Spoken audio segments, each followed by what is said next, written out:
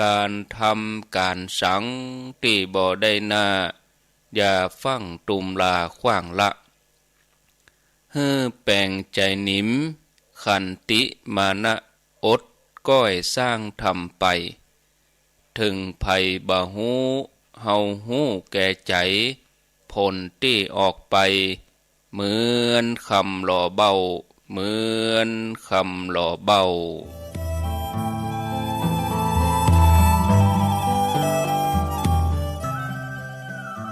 อรุณสวัสดิ์ธรรมะสวัสดีสวัสดียามเจ้าญาติโยมท่านผู้ฟังทั้งหลายยินดีต้อนรับเข้าสู่รุ่งอรุณวันใหม่ปะกันเจ้านี้เป็นเจ้าของวันจันทร์ที่8เดือนสิงหาคมพุทธศักราช2565เวลาขณะนี้5:07 นาทีไผที่ยังบ่ลุกเตื้อกะลุกมาได้แล้วเน้อลุกมาได้แล้ว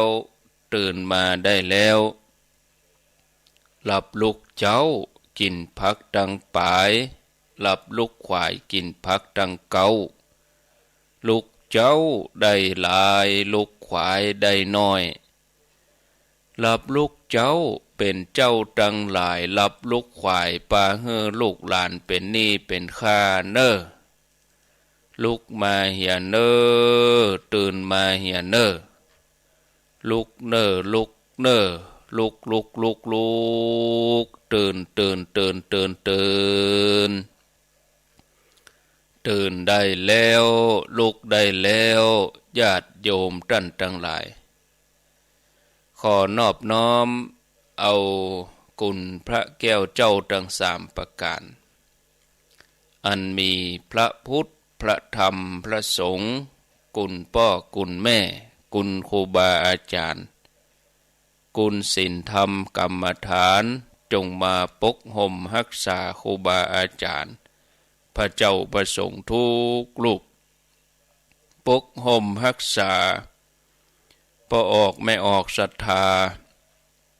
ท่านสาธุชนคนดีผู้สนใจใฝ่ในธรรมทุกท่าน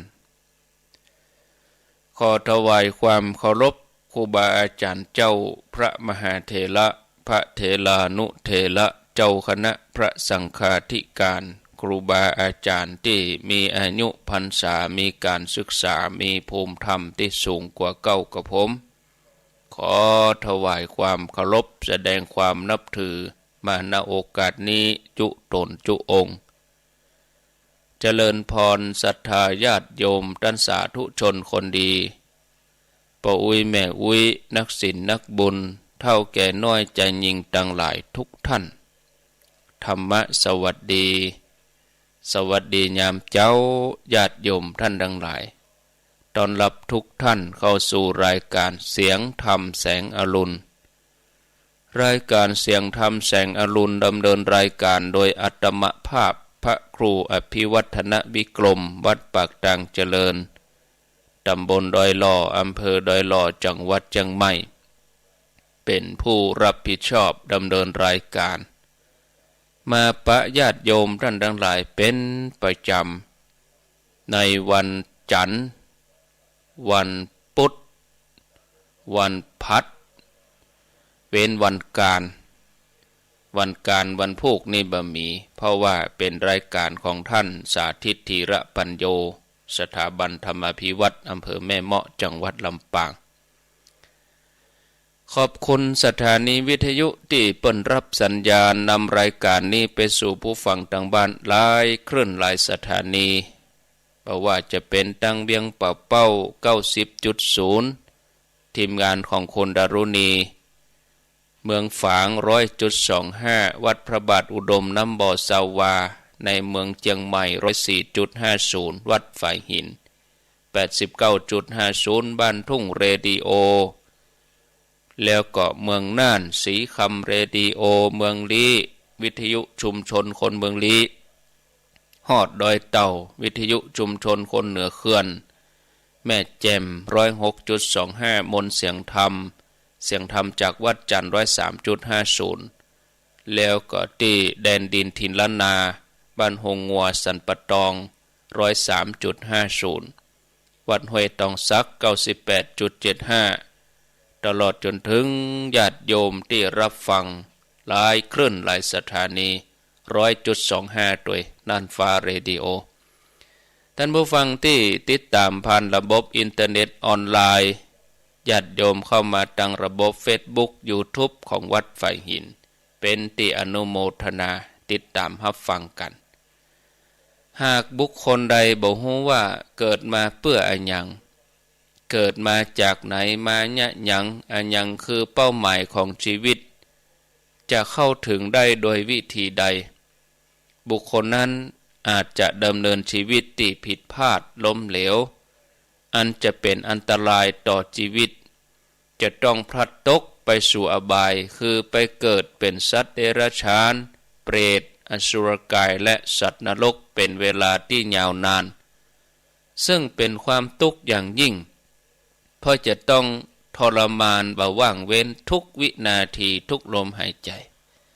เมื่อปีกมาเกิดเป็นมนุษย์ก็ย่อมมีชีวิตที่ลำบาก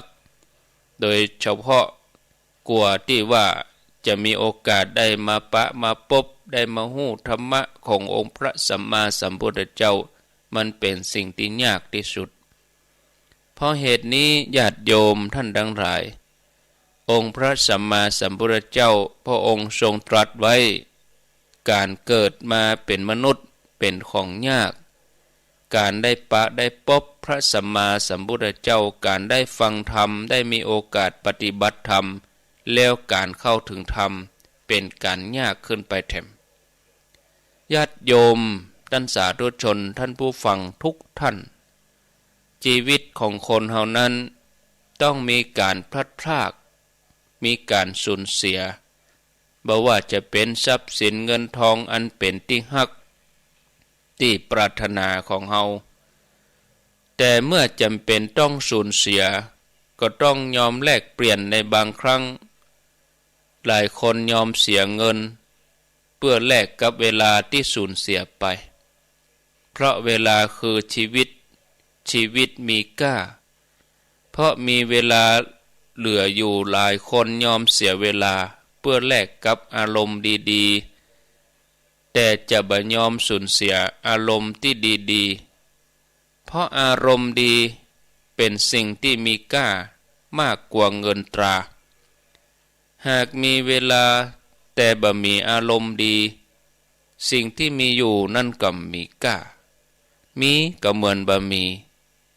เสียเงินย่อมดีกว่าเสียเวลาย่อมดีกว่าเสียอารมณ์ดีไปฉะนั้นอารมณ์ดีคือจิตใจดีการที่จะมีอารมณ์ดีควรมีอยู่ในใจของเฮาเพราะเมื่ออารมณ์ดีแล้วใจของเฮาก็จะเปิดกว้างรู้จักเสียสละแบ่งปันแล้วก็มีความสุขแม้จะต้องสูญเสียสิ่งใดสิ่งหนึ่งไปก็ตามแต่ถ้าใจเฮาดีเฮาย่อมมีความสุขแม้จะต้องพลัดพรากจากของฮักก็สามารถมีความสุขได้เพราะบ่ได้สูญเสียความบริสุทธิ์ของใจไปตรงกันข้ามญาติโยมท่านทั้งหลายถ้าใจของเฮาบ่ดีใจของเฮามืดมัวขุ่นมัวคับแคบเฮาทั้งหลายจิตใจบ่ฮู้จักเสียสละแบ่งปันเมื่อนั้นเฮาจะเป็นผู้ที่สูญเสียอันอย่างหลายอย่างในชีวิตจนสูญเสียทุกอย่าง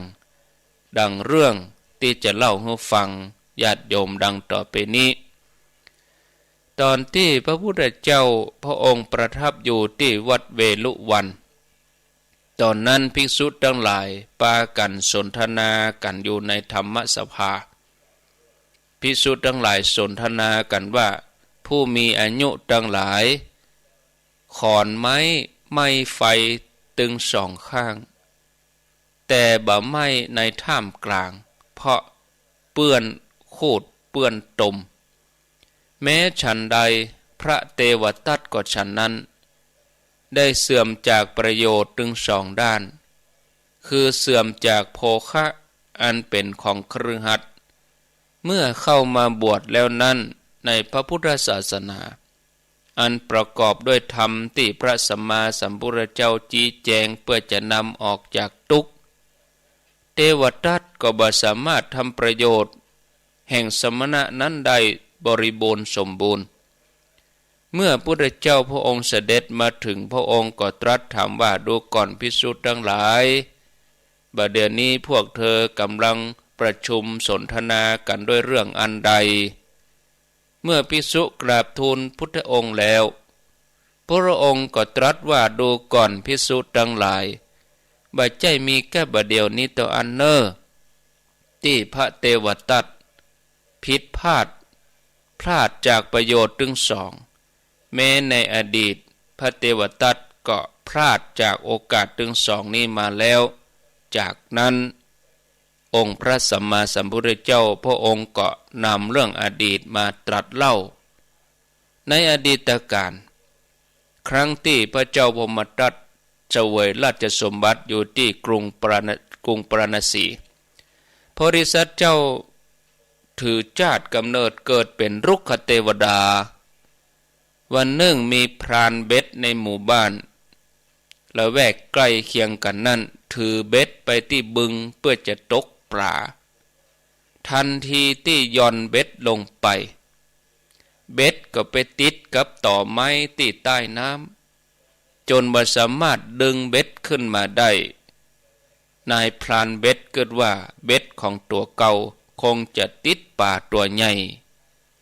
จักอย่างใดก็จักบ่ขึ้นขณะเดียวกันตัวเองด้วยความตระหนี่ที่มีขึ้นมาแวบขึ้นมาในใจทั้งเฮาได้ป่าตัวใหญ่แล้วเฮาปิกบ้านเปื้อนบ้านเจ้าบ้านก็จะปากันมาพอจ่าบดีเขาจะมาขอแบ่งปลาจากเฮาเมื่อขอกันนักเข้าเนื้อปลาจิ้นปลาของเฮามันก็จะลดน้อยลงไปบัดอย่างอันนะเฮาจะต้องหาอุบายบ่ให้ไผมาพอความตระหนี่ครอบงำใจทำให้เขาเป็นคนที่มีจิตใจคับแคบทั้งที่ยังบ่ฮู้ว่าเบ็ดนั่นไปติดปลากะไปติดอันหยังกะได้ปลาตัวใหญ่กะปลาตัวน้อยกะนายพรานเบ็ดนี่ก็กึดอุบายขึ้นแถมว่าเฮาจะต้องส่งลูกบ่าวปิกบ้านก่อนเพื่อไปบอกคือแม่ของเฮาคือไปบอกคือภรรยาเฮาเนี่ยให้ไปไล่พิษกับเจ้าบ้านบอกให้ลูกบ่าวแล้วไปบอกให้แม่ของเขาให้ไปหาเรื่องเจ้าบ้านให้ไปทะเลาะกับเจ้าบ้านถ้าทำอย่างนี้ก็จะบ่มีไผมาเกี่ยวข้องเฮาละจะบ่มีไผมาขอแบ่งป่าจากเฮาแล้วก็จะบ่มีไผมาเข้าบ้านเฮาละนะไผคงบ่เอาส่วนแบ่งจากป่าตรงนี้ไปแล้วเกิดได้อย่างอันเขาก็ไปบอกให้ลูกบ่าวว่าลูกไปบอกให้แม่เน้อเนี่ยถึงเรื่องที่บ่ได้นี่ป้อเนี่ยตกเบ็ดได้ปลาตัวใหญ่ลูกไปบอกให้แม่ให้ไปหาเรื่องเจ้าบ้านให้ไปนินทาให้ไปทะเลาะเจ้าบ้านใกล้บ้านหิมให้พิษเขาหมดเน้อเมื่อป้อสั่งอย่างนั้นแล้วลูกบ่าวก็ไปบอกแม่ทันทีจากนั้นนายพรานที่ตกเบ็ดพยายามดึงเบ็ดขึ้นมาดึงอย่างใดก็บ่ขึ้นนะแม้จะใจความพยายามอย่างใดก็ตามก็บ่สามารถที่จะดึงเบ็ดขึ้นมาได้ปลาตัวใหญ่ตัวหลวงรู้นี่ว่าอันเขาก็เลยคิดว่าถ้าดึงต่อไปสายเบ็ดจะปุด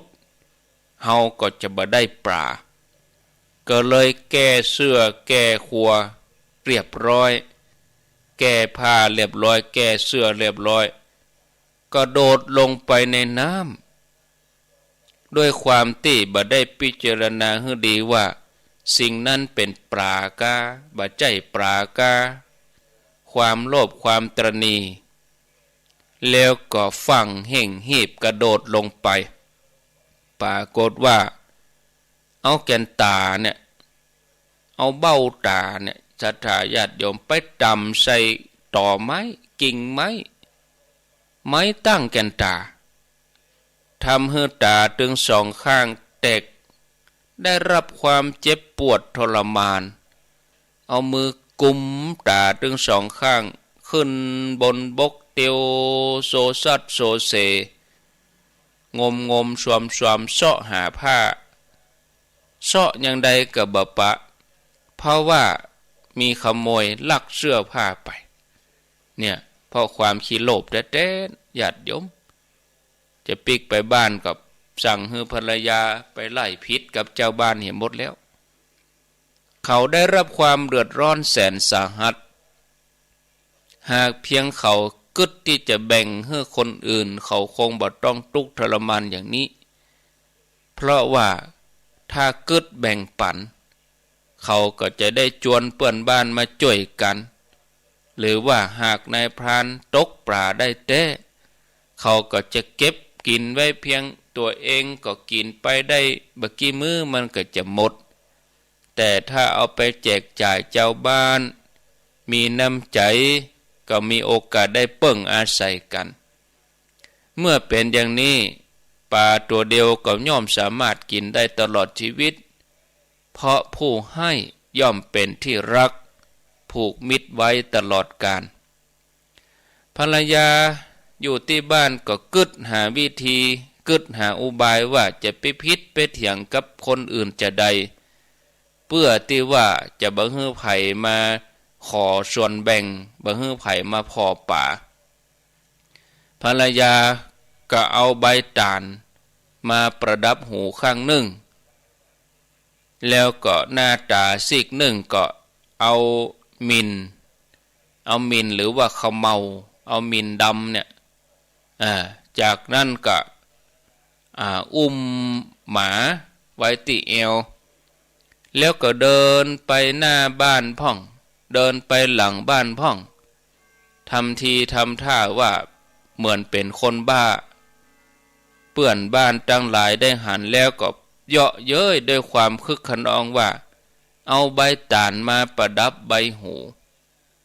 หน้าตาซีกหนึ่งก็เอามินมาตาจนดำแถมยังอุ้มลูกมายังเอาเป็นลูกฮักเอาไว้ติเสเอวเดินเที่ยวไปอย่างนี้เจ้าเป็นบ้าไปแล้วกานางคนนั้นได้ฟังอย่างอั้นโคตรเป็นฟืนเป็นไฟโคตรขึ้นมาบอกว่าเฮาบ่ได้เป็นบ้าหมู่สู่เจ้าทั้งหลายมาว่าให้ข้าหมู่เจ้านั่นแหละเป็นบ้าเจ้ามาว่าให้เฮาอย่างเฮาจะไปแจ้งในอำเภอให้มาปรับมาใหม่เอาคนละ5เอาคนละ8กหาปณะแล้วก็ปากันไปที่นายหมู่บ้านในอำเภอเพื่อจะชำระคดีข้อผิดพลาดนายอำเภอตัดสินปรับแม่หญิงผู้เป็นภรรยาของพรานเบ็ดเพราะหันว่าตัวนางนี่แต่งตัวแปลกประหลาดเป็นคนดีบ่ว่าดีแต่งตัวแปลกประหลาดไปบ่ปอก็เอามาอุ้มแถมเอวไปมาไผหันก็ต้องคิดว่าเป็นบ้าเสียสติเมื่อเปิ้นว่าเป็นบ้าตัวเองก็มาโคดเสร็จแล้วก็เอาเปิ้นมาเป็นคดีถูกตัดสินเป็นคนผิดไปเหียนางก็บ่ยอมรับเมื่อบ่ยอมรับนายอำเภอก็สั่งเฆียนนั่นเปิ้นว่าอยู่ดีบ่ว่าดีหาเล็กจีมาขวนก้นเจ็บตัวเจ็บใจเสียทรัพย์เข้าไปแถมลูกเทวดาโพธิสัตว์เจ้าหันพฤติกรรมของนางแล้วก็สามีของนางที่จะต้องทุกข์ทรมานอย่างนี้ลูกเทวดาโพธิสัตว์เจ้าก็อู้ขึ้นว่าดูก่อนเจ้าผู้มีปัญญาสามการงานของเจ้าเสื่อมเสียหมดแล้วบ่าว่าตั้งน้ำตั้งบกเจ้าผิดพลาดจากประโยชน์ทั้ง2อย่าง แล้วกล่าวเป็นคาถาว่าตาของเจ้าก็บอดแตกไปผ้าของเจ้าก็หาย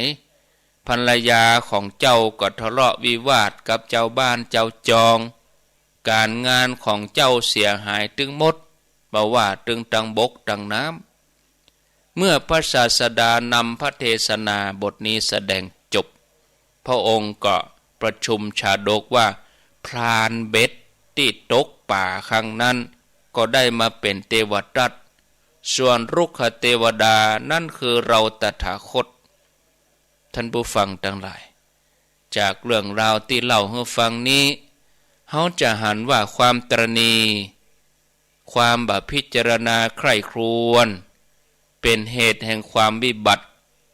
นำพาซึ่งความวิบัติมาสู่ตนอันที่จริงแล้วเนี่ยญาติโยมความตรณีเกิดจากความโลภเพราะความโลภบ่ฮู้จักปอบ่ฮู้จักเอื้อเฟื้อแบ่งปันก็เลยกลายเป็นความตรณีองค์พระสัมมาสัมพุทธเจ้าก็เลยแนะนำให้เฮาหมั่นทำบุญให้ทานเพราะการการเสียสละเป็นการกำจัดความตรณีออกจากใจเมื่อเฮาฮู้จักเฮาก็จะมีความสุขเริ่มต้นตั้งแต่การกึศจะญาติโยมความสุขจะเพิ่มพูนอยู่ในใจของเฮายิ่งถ้าเฮาเสียสละแบ่งปันได้ตลอดทุกวันความสุขนั้นก็จะมีกับเฮานะฉะนั้นญาติโยมให้มันรักษาใจให้สะอาดผ่องใสตามคำสอนขององค์พระสัมมาสัมพุทธเจ้านะญาติโยมท่านสาธุชนประพฤติปฏิบัติกันไปตามนี้นะต่อไปก็จะได้นำเสนอเรื่องราวเกี่ยวกับความหลากหลายของเปรตวันนี้จะมาอู้ถึงตอนที่สองความเดิมตอนที่แล้วก็ญาติโยมฟังไปมนุษย์เฮาเนี่ยล้วนแต่ต้องการความสุขต่างก็ต้องหาความสุขแต่จะมีสักกี่คนกี่ท่านที่รู้ว่าความสุขนั้นมันจะต้องเริ่มจากการที่เฮาทำจิตใจของเฮาให้ดีญาติโยมจะต้องตั้งอยู่ในทานศีลภาวนาแต่ถ้าเฮาเว้นจากการประพฤติปฏิบัติความสุขนั้นก็คงบ่เกิดญาติโยมคนเหล่าใดชนเหล่าใดยังเป็นมนุษย์อันเทวทูตตักเตือนแล้วยังประมาทอยู่นรชนคนเหล่านั้นก็จะเข้าถึงหมู่สัตว์เลวเศร้าโศกสิ้นกาลนานส่วนนรชนคนใดเป็นสัตบุรุษผู้สงบระงับในโลกนี้อันเทวทูตตักเตือนแล้วย่อมตั้งอยู่ในความบประมาทปฏิบัติตามแนวทางของอริยะไปที่ไหนก็หันภัยในวัฏสงสารหันภัยในความถือมั่นอันเป็นเหตุแห่งชาติชรามรณะแล้วความบ่ยึดมั่นถือมั่นผู้นั้นหลุดพ้นสิ้นชาติและมรณะชนเหล่าใดนั้นเป็นผู้ถึงพร้อมด้วยความเกษมสุขดับสนิทในปัจจุบันล่วงเวรภัยทั้งปวงเข้าถึงความสุขได้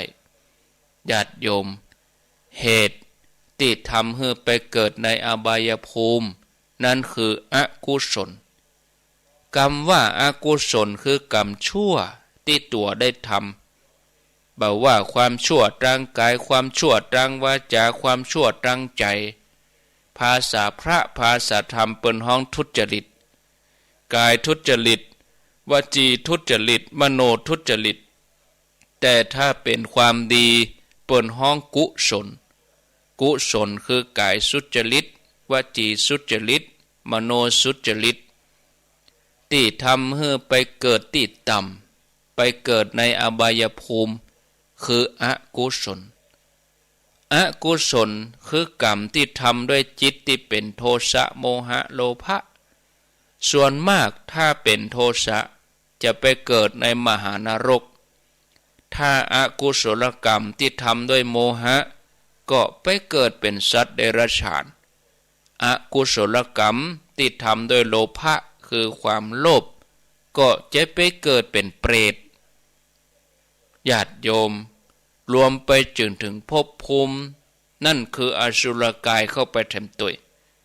อกุศลถึง3อย่างนี้เป็นตัวนำให้ทำไปเกิดในอบายภูมิทั้ง4นั่นก็ขึ้นอยู่กับอกุศลจิตดวงไหน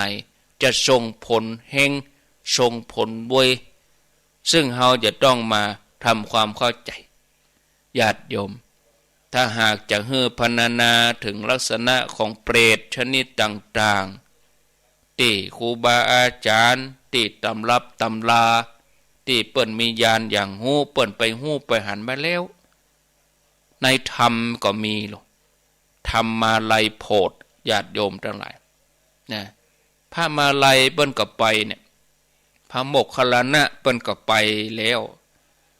เพจทั้งหลายขอสั่งกรรมเมื่อบอกให้เจ้าเมืองนอกจุมปูขออินดูหมู่ข้าขอสั่งกรรมมาบอกคือปีคือน้องว่าควรจะทำอย่างนั้นบ่ควรจะทำอย่างนี้ญาติโยมถ้าจะนำมาพรรณนาก็คงจะบ่หมดเอาตัวอย่างเพียงเล็กน้อย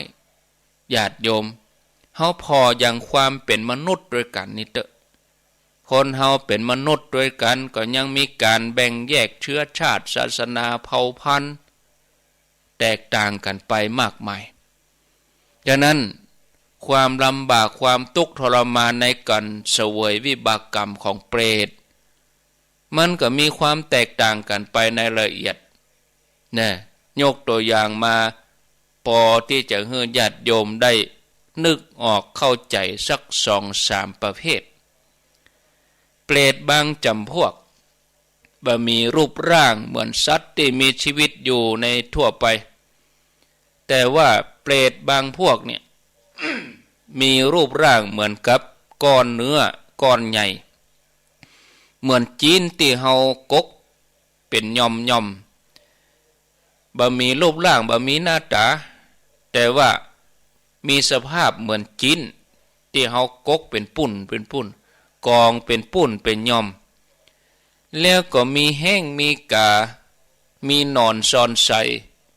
แห้งตั้งหลายมาตะคุบซึ่งมีอยู่ในเปตโลกเปตวิสัยแห้งตั้งหลายก็จิกกินก้อนเนื้อนั้นเปรตเหล่านั้นก็ห้องครวญครางด้วยความเจ็บปวดนะเพราะว่ากาหรือว่าแห้งนั้นเป็นแห้งปากเล็กปากันลุมจิกบ่มีความปราณีเหตุที่จะต้องทำให้มาเกิดเป็นเปรตก้อนเนื้อนี่ก็เพราะว่าตอนที่ตัวเก่าเป็นมนุษย์มีจิตใจบ่บริสุทธิ์บ่มีความกลัวบาปกึดแต่จะประกอบอาชีพที่มันบ่ชอบทำนะแล้วก็ทำการเบียดเบียนชีวิตผู้อื่นบ่ว่าสัตว์ว่าคนนะเมื่อเสียชีวิตไปแล้วก็จะต้องไปเกิดเป็นสัตว์นรกเป็นเวลายาวนานเมื่อพ้นจากนรกแล้วกรรมยังเสี่ยงจะต้องมาเกิดเป็นเปรตก้อนเนื้อนี่แล้วก็มีแห้งมีกาลุมจิกเปรตบางพวกมีรูปร่างแล้วก็เสวยกรรมที่แปลกคือว่ามีรูปร่างน่าเกลียดน่ากลัวลอยไปลอยมาในอากาศมีขนนี่เป็นหอกเปรตบางตัวมีขนเป็นธนู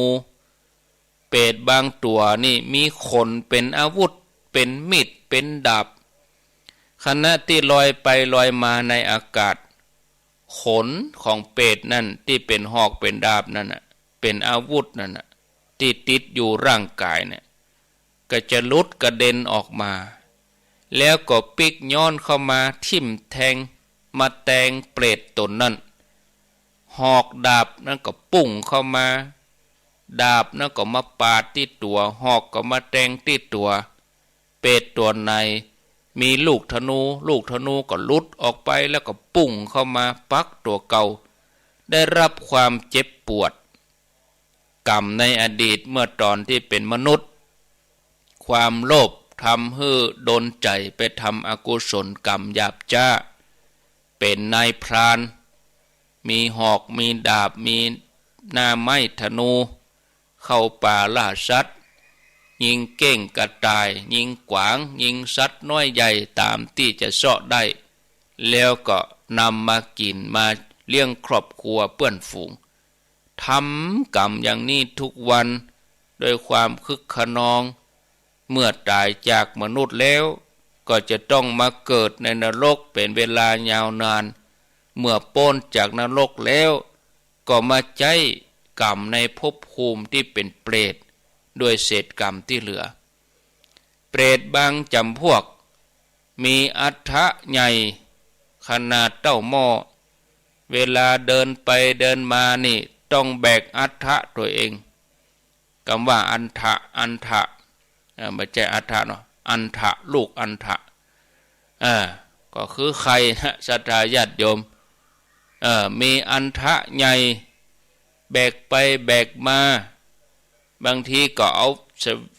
เวียงขึ้นบ่าเมื่อถึงเวลานั่งก็ต้องนั่งทับลูกอันทะตัวเองจากนั้นก็มีแห้งมีกาตัวจิกตัวลุ่มจิกลูกอันทะเปรตก็จะต้องทุกข์ทรมานด้วยความเจ็บปวดอันนั้นก็เพราะว่าเมื่อชาติก่อนเปรตตนนี้เคยประจานความผิดของผู้อื่น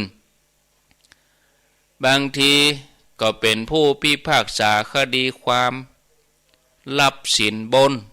รับตึงโจทย์ตึงจำเลยบะมีฮิริโอตปะถูกความโลภครอบงำตัดสินให้คดีบิดเบี้ยวเอาคนผิดเป็นคนถูกรับสินบนตัดสินให้คนผิดเป็นผู้ชนะส่วนคนที่เปิ้นควรชนะกับพ่ายแพ้เมื่อตายไปก็ถือกำเนิดเป็นสัตว์นรกก่อนพ้นจากสัตว์นรกแล้วเศษกรรมยังมีต้องมาเป็นเปรตที่มีลูกอันทะใหญ่ประจานความผิดตัวเองประพฤติผิดพลาดในตอนที่ตนเป็นมนุษย์เปรตบางจำพวก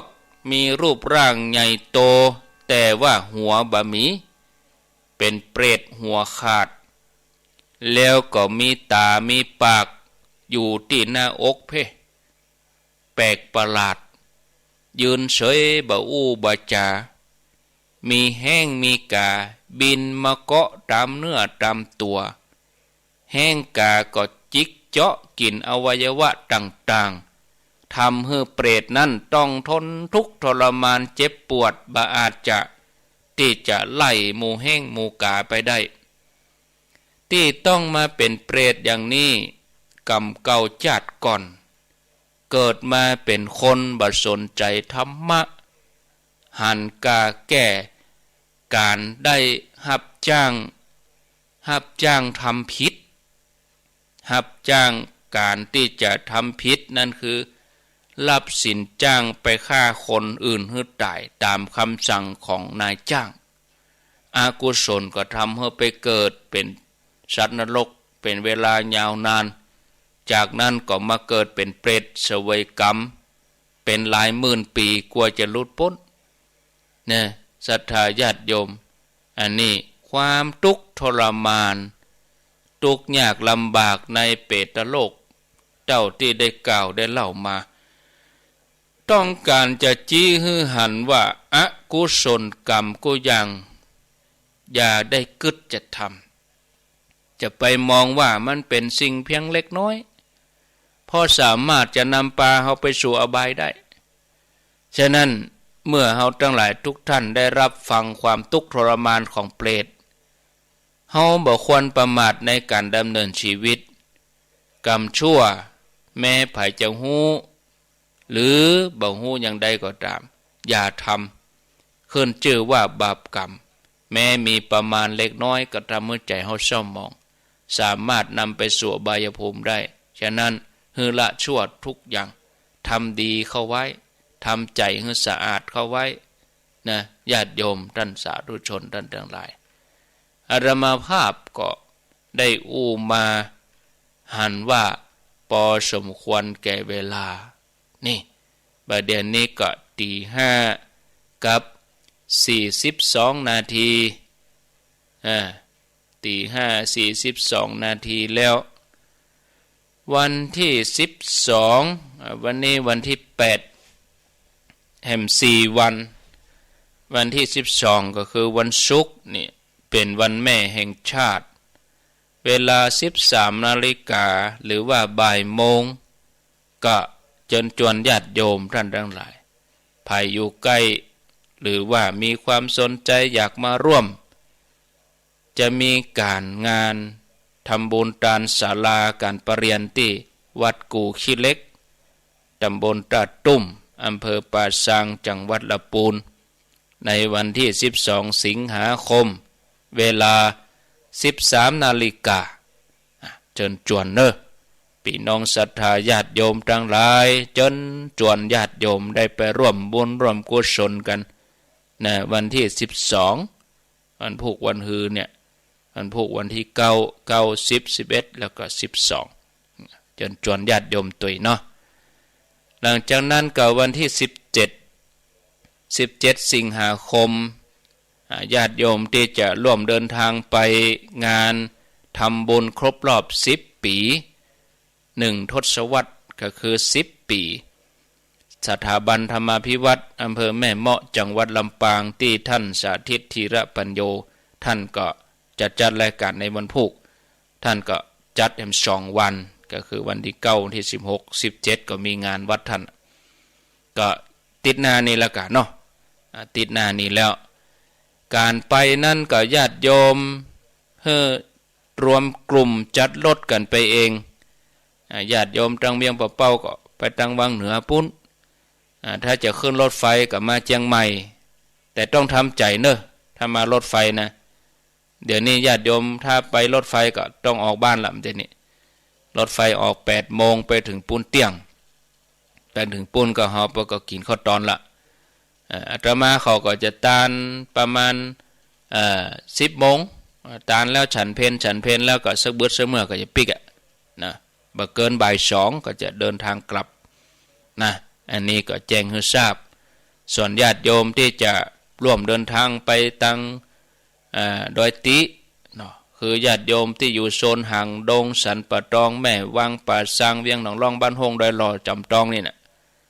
อันนั้นก็ไปเส้นทางดอยติแล้วก็ไปขุนตาลลงขุนตาลไปก็ไปทุ่งเกวียนอาตมาก็จะออกตี 5ญาติโยมออกเวลาเดียวกันก็ได้ไปถึงที่ทุ่งเกวียนนี่เวลาประมาณ7 โมงบ่เกิน7 โมงเกิงเนอะญาติโยมจะทำบุญถวายภัตตาหารเจ้าพระคุณเจ้าก็ไปถวายที่ทุ่งเกวียนสถานที่เดิมญาติโยมที่เคยไปตานไปทำบุญเอาเข้ารถเข้าไปในพุ่นเนอะถ้าเราไปจอดนอกนี่มันเตี๋ยวไก่อินดูคนเท่าดังในปีนี้รถจอดได้นักเลี้ยงกันไปใกล้ห้องน้ำตัวใกล้ร้านค้าตัวแล้วก็ใกล้ที่ถวายภัตตาหารเจ้าครูบาอาจารย์ไปหลายตนนะประมาณ10 กว่ารูปเชิญชวนเนอะบางรูปเปิ้นก็ไปนอนเปิ้นก็มีท่านพระครูสุเมธเขานี่เปิ้นจะไปวันที่16เปิ้นเอาต้นไม้ไปก่อนแล้วเปิ้นก็จะปิกวันที่17ก็ไปแถมเนี่ยนะครูบาอาจารย์เปิ้นก็ยังมีความเพียรนะเปิ้นไป2 วันท่านพระครูกัลยาณปราโมทย์เปิ้นก็จะไปวันที่16อาตมาก็พอก่อนจะบดีก็ไปเอวด้วยป่นด้วยกำหุไปเอวด้วยป่นวันที่16ไปปลูกต้นไม้ไปขุดหลุมเอาต้นไม้ไปไว้ปุ้นเสร็จแล้วก็เดินทางกลับนะเดินทางปิกวันที่17ก็ไปแถมอันนี้ญาติโยมจะไปก็ไปวันที่17นะออกเวลาเมื่อเจ้าส่วนท่านที่จะขึ้นรถไฟกับลายเก่านี่ก็ยืนยันมากรรมเนอะบ่เกินวันที่10ก็วันพุธวันฮือตามที่อ่านชื่อไปแล้วแต่ถ้าเงียบไปก็แสดงว่าบ่ประสงค์ที่จะเดินทางไปละเนาะอันนี้คือเข้าใจกันตามนี้ส่วนลายใหม่ที่จะไปรถไฟนะก็คือไปติดต่อคนเดียวไปซื้อตั๋วรถคนเดียวไปอย่างคนเดียวเนอะนะคือว่าเวลาเขาเอารถไปเนี่ย รถตู้เฮาก็ไปที่สถานีรถไฟขึ้นรถไฟไปแล้วก็ต้องบอกเงรถตู้เฮาไปรับปลายทางปุ้นปลายทางคือที่ไหนก็คือสถานีแม่จางสถานีแม่จางแม่เมาะอินเนอร์ก็มาอ่านลืมรถตู้ไปรับที่แม่เมาะเพื่อก็จบข่าวอันนั้นลงแล้วบอกฮู้จะลงไหนให้มาอย่าศรัทธาญาติโยมนะ อันนี้สำคัญดีบ่ดีบอกฮู้ที่ลงกับปุ๊ระเนอะไปลงเมืองแป้บ่ก็จบข่าวเนอะนะอันเนี้ยญาติโยมเนอะอันนี้คือเฮาจดบันทึกไว้เหียอาตมาบ่ได้ไปตัวดูแลนะแต่บอกฮู้นั่งก็นั่งบ่ได้นะคนเฒ่าเปิ้นเอาปลาไปพุทธพจน์กรุงเทพปุ่นนะ มันจึงมีกันหรอนั่งเมาอู้กันเฮียยังเฮียบ่ได้สนใจแล้วเฮาเองอย่างฮู้ตี้ก็มันเป็นนี้มันน่าคิดอยู่ฉะนั้นก็รับผิดชอบตัวเองนะเนอะอาตมาไม่ได้ไปดูแลเพราะว่าอาตมาจะไปรถยนต์เนาะเอาไผมีหยังจะอู้จะสนทนาเวลาแถม13นาทีก็ขอเจริญพรเจิญญาติโยมได้โทรเข้ามาอยู่ที่ไหนตังใดไก่ใกล้อย่างใดฟังแล้วชัดก็ฟังสถานีไหนอยู่ไกลอยู่ใกล้ตื่นตั้งแต่กี่โมงหรือจะแจ้งว่าจะไปก็บอกมาได้ประเด็นนี้ก็มีหลายคนแจ้งเข้ามาละคณะนั้นคณะนี้เบอร์ติดรถนี่ถ้าสมมติไป3กันกับบ้านนี้ไป3กันก็แป่งติดรถคนเดียวเนอะในนามบ้านนั้นสมมติอย่างปะตังเจริญ3กันก็จะแป่งเบอร์1เบอร์2เบอร์3เขียนติดห้านว่าปากตังเจริญศพเตี้ย2กันก็เขียนติดห้านว่าศพเตี้ยเบอร์1เบอร์2เนี่ยง่ายดิอาตมาแป่งฮือละมันยุ่งแป่งฮือแล้วมันยุ่งคนนั้นบ่ได้เบอร์ไปก็เดือดร้อนคนนั้นจะเอาเลขนั้นคนนี้จะเอาเลขนี้โหวุ่นวายตัดปัญหาไผบ่ติดก็บ่เป็นหยังติดก็ได้อินดูคนเฒ่าเฮาจำง่ายเนาะ0998366322ก็เดี๋ยวเปิดโทรศัพท์ก่อนเนาะเปิดโทรก่อนเปิดโทรศัพท์ละเข้ามาเลยจะโทรก็ขอเจริญปอนข้างแถม10นาทีถ้าบ่มีก็จะตัดสัญญาณไปรายการต่อไปต้องขอบคุณอนุโมทนากับสถานีวิทยุที่เปิ่นรับสัญญาณตื่นเจ้ามาเปิ่นก็เชื่อมเครือข่ายบ่ว่าไกลว่าใกล้บางทีการโทรนี่มันจะหน่วงหน่อยประมาณนาที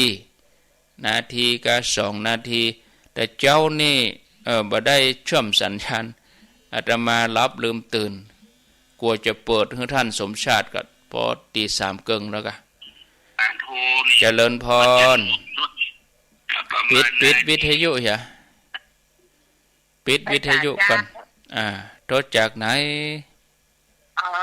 เบเทียนเจียงของยาตำบลบางเงินอำเภอแม่ทะจังหวัดลำปางพันพ่อครูอำเภอแม่ทะเจ้าฟังชัดดีจะเจ้าแต่วันนี้มันตั้งกับมันตีของพันพ่อครูเนี่ยเจ้าฟังสถานีไหนเจ้าฟังสถานีไหนนี้บุญวาสนะเจ้าโมทนาเจริญพร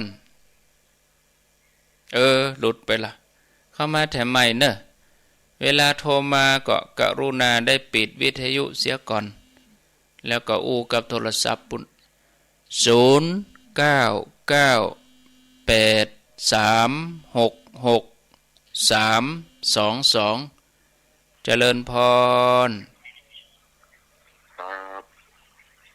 โทรจากไหนโทรจากเวียงเป่าครับเวียงเป่าบ้านหยังบ้านสันติสุขบ้านสันติสุขก็ตีนดอยไม่ใจดีฮะกันเนาะบ้านตีนดอยบ้านหมอนให้ครับหลังบ้อยบ้านหมอนหมอนพระเจ้าลายหมอนบ้านหมอนจำพอนึกว่าสันติสุขที่โก้งเพ่มใจแปลว่าปุ่นกัน โอ้มได้ยินโทรมานี่ เรียน ล่ำได้ยินโทรมา โอ้ยเหมือนฟังมาเหมือนเหนือ เออ ได้ เออ สีหอยข้างหนึ่ง ฟัง ขึ้นสีขาวตั้งมาละ โอ้ดีกะ ตลอดครับ ยินดีอ่ะเนอะ ครับ สาธุเบิดก็ฟังตุลุงเนอะวันจันทร์ก็ตุลุงดอยอ้าวเจริญพร จ้าไว้สาเจ้า โทรจากที่ไหน บางตะแปงกรุงเทพเสด็จเจ้า อ๋อได้ยินชัดเจนดีกอ ชัดเจนดีเจ้า เทพเสด็จฝนตก ไป อ่ะ ดับเลย โอ้โหได้รอนิ่มมีเหรอฝนบ่ตก จ้า ตกยากได้รอนี่ ตกตั้งแต่ว่ามาวันนี้ตะคืนตกกันอ่ะ โอ้ เดี๋ยวนี้ก็ตกอยู่นะเจ้า จุ่มเย็นดูปุ่นอ่ะ มีต้นไม้มีป่า เจ้าพื้นข้างสงสารไปมาแวะบ้านแม่เหรอ ดีนะกะดีนะกะโมทนาเนอ จ้า สาธุ09983663322เจริญพร มาสุดการเจ้าค่ะ โทษจากดังใด บ้านโมง อุโมงค์ละปุนเนาะ เจ้า มาได้ยินโทรมาเมินแล้ว ชัดเจนเนาะ ได้ล่อมผลการ เมียโอ้ยตกบ่นัก ทั้งหมดเดียวกันนะตั้งองค์มงของอันนะ อากาศมันอวมอยู่นะ ชัดเจนดี ฟังตี104กะ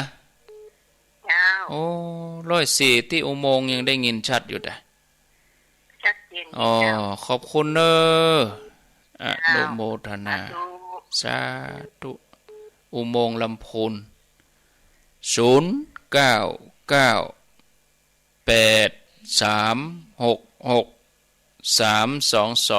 สะเตื้อสายมันโยนมันจนกัน เจริญพร ไม่ทราบเจ้าแม่จันทร์ตอนนี้เจ้า แม่จันแม่จันโทนเน่าเอิบ เจ้า ได้ยินชัดดีเนาะ ฟังตุลุงดอยแม่จันทร์ เบิดตุลุงก็เข้ารายการ โต๊ะกันนี่ท่าน ตั้งปุ้นตกกะ เจ้าก็อยู่โต๊ะเจ้า มิ เจ้ามาละ อ้อยบ่ได้ตกบ่นักบ่เป็นเม็ดเป็นหน่วย เจ้า หมอกสุย โต๊ะดีๆเจ้า โอ้ เดี๋ยวไปเจอบ้านๆก่อนนะ ตกก็เด้เหลือดูเบิ่นหน้าเบิ่นเนาะเปิงดิ เจ้าก ลางภาษามันเปิง เข้าหัวจ๋าแล้ว กลางแล้วลูกเดี๋ยวเนี่ย เจ้า ถ้าฝนบ่ตกนี่แปลกอะตกนี่ถูกละมันก็ตามเวลาเบิ่น0998366322เจริญพร ไว้สาเจ้าแม่บัวลอยตำบลตะก้ออำเภอแม่สวยเจ้า อ้าวตาก็แม่สวย เจ้าฝนตกดินเนอะอา ม่ จา ว ร น ย์ ดี คืน จุ่มเย็นดีเนาะ เจ้าเจ้าฟังตลอดเนอะได้สาระอย่างดีเจ้า โอ้ ไว้สา ดี เจ้า แล้วอนุโมทนา เจริญพร ไว้สาเจ้า โทษจากที่ไหน มาจากบ้านท่าอะไรสายเจ้า บ้านท้าหลายสายที่ไหนอำเภอหยัง อำเภอแม่ท้าจังหวัด อ๋ออำเภอแม่ท้า เจ้า โอ้ได้ยินที ก็ ก็ เหมือนนะเจ้า ได้ยินชัดดีเนาะ เจ้า เพิ่นแม่ท้าปุ่นลายน้ำท้าไปปุ่น เจ้า โอ้มันโทรมาเนอะรายการคนอื่นตนอื่นตัวก็ติดตามเนอะ เจ้าโทรตุนผู้ ดี แต่ แล้ว ใครติดเจ้า โทรมาติดเดี๋ยวก็ได้ฮู้ว่าคนนั้นโทรคนนี้โทรเนาะ เจ้า อยู่ดีมีสุขสาธุเจริญพร ติดแล้วเนาะเจริญพร ไว้สาเจ้า โทษจากที่ไหน มลาพรบ้านปานิ้ว แม่ลาพร บ้านป่างิ้ว เจ้า ฟังตั้งเจ้าแล้วก็ฟัง เจ้า 5 โมงแล้วก็ ฟังตั้งแต่ตี 5มาแล้ว โอ้ เจ้า ดีละก็เดี๋ยวก็ฟังทำต่อ ท่านพระครูวัดสายมุนนะ เดี๋ยวเพิ่นจะเตดทำต่อเนี่ย วัดชายมูล เจ้า โชคดีเนอะ เจ้า สวัสดีสาธุดีอะตกมาก็จุ่มเย็นดีแล้วดูเปิ้นเจริญพร เจ้าพระเจ้า ห้วยทกเนาะ เจ้า แม่ลิห้วยทก ดีนะท่าน บ้านโฮม นะแต่ไม่ได้โทรหาพระครูบ่ได้เจ้า เป็นหยัง เจ้ายังจ้างอันนี้คือสีขาวอยู่เนอะ ขอบคุณเป็นหยังมาได้ไปก็ส่งใจไปร่วมกัน เจ้า โมทนา เลยเพื่อนเต็มเจ้า สาธุ0998366322เจริญพร เจริญพรติดแล้วอู้ดังแถมน้อย เอาโทรศัพท์ใกล้ๆปากเมื่อเนาะ แต่ว่าแมลงก็เข้า วันพุกนี่มีวันฮือมีวันพุธแล้วก็วันพัดเอกแม่เจ้าได้เปิดฟังก็3 โมงชุกแล้วก็เข้าหรอแม่แรงก็เปิดหรอแม่แรงก็เข้าหรอยินดีเนอะหมดเวลาแล้วแม่สายสุดท้ายเจริญพรโอ้ของท่านพระครูเสียงกวนเนอะท่านพระครูแปลงแจ๊กหน่อยเนอะท่านพระครูชัยมูลเจริญพรมันหำ สามนมัสการ โอ้ฟัง นั้น ฮะ ไม่อำเภอสาจังหวัดน่านฟังอยู่นะ เวียงสาน่าน ครับผม ชัดเจนดีเนาะสาธุท่านพระครูขยับแจ๊กหน่อยเนอะ เอิ้นเอาวิทยุเนี่ยนี่ดอกฟังได้เนอะท่านพระครูขยับแจ๊กหน่อยไปต่ำอย่างมันก็หาญาติโยมมีเบอร์ท่านพระครูก็บอกให้เปิ้นแปลงกันมาก่อนที่จะมาจะตัดสัญญาณ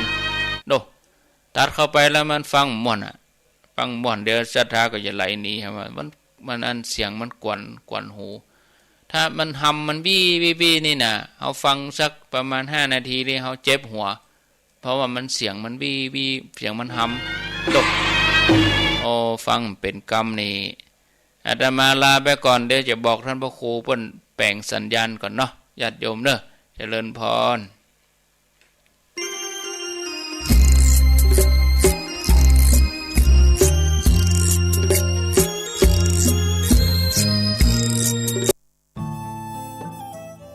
ท่านกำลังติดตามรับฟังสถานีวิทยุกระจายเสียงพระพุทธศาสนาแห่งชาติและสังคม